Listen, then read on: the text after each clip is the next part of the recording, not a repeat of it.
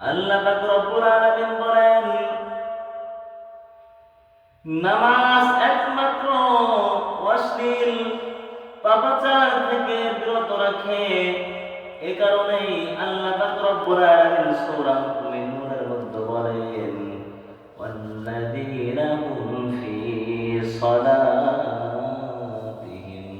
খাশিউন।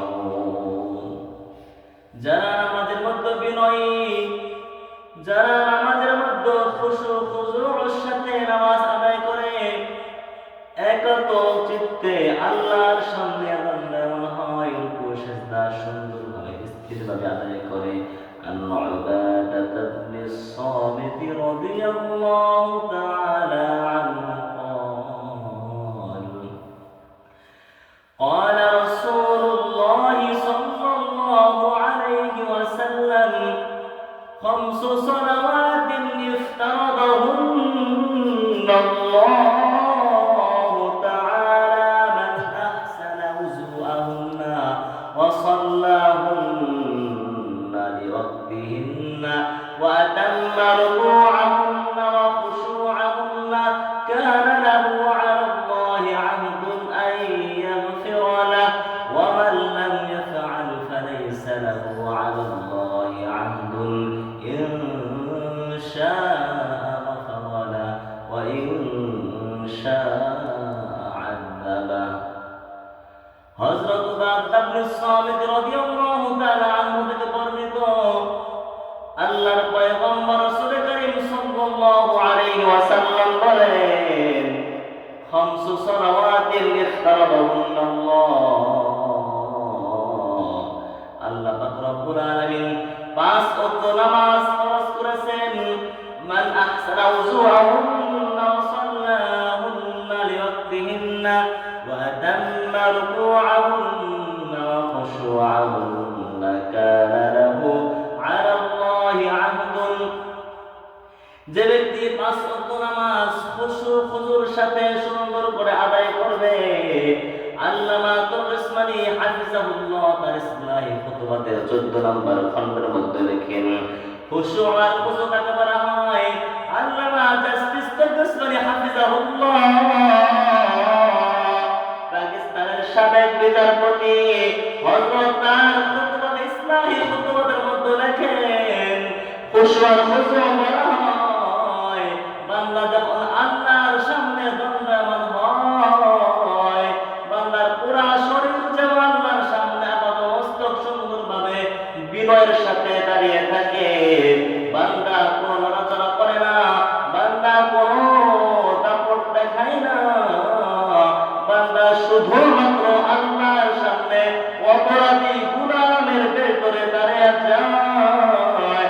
আর সাথে সাথে তার অন্তরের মধ্যে বলে, দুনিয়ার কোনো হিসাব নাই, কোনো যাত্রা নাই, কোনো ট্রেনের টিকিট নাই, বাসের টিকিট নাই, বিমানে ঘোরাফেরা নাই, কক্সবাজারে ঘোরাফেরা নাই, শুধুমাত্র এক চিত্তে আল্লাহর সামনে দাঁড়িয়ে, রব্বে কাবার সামনে দাঁড়িয়ে আল্লাহর জন্য নামাজ আদায় করে খুশু খুশুর সাথে।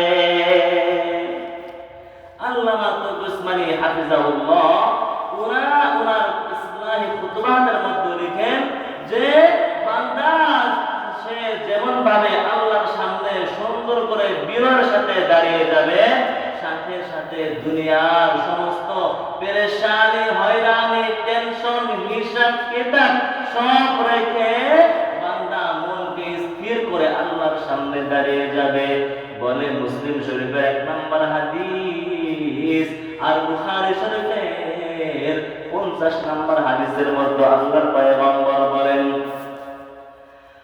قال رسول الله صلى الله عليه وسلم أن تعبد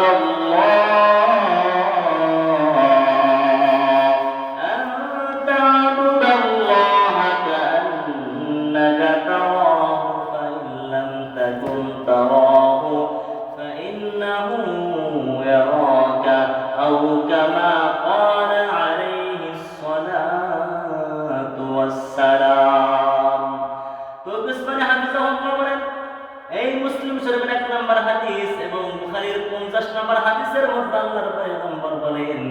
হাদিসটা মুসলিম সমাজে হাদিসে জিবরাইল নামে প্রসিদ্ধ। এই হাদিসের মধ্যে বলেন তুমি আল্লাহর সামনে এমন ভাবে দাঁড়িয়ে যাবে যেন আল্লাহ তোমাকে দেখতেছেন, তুমি যেন আল্লাহকে দেখতেছো।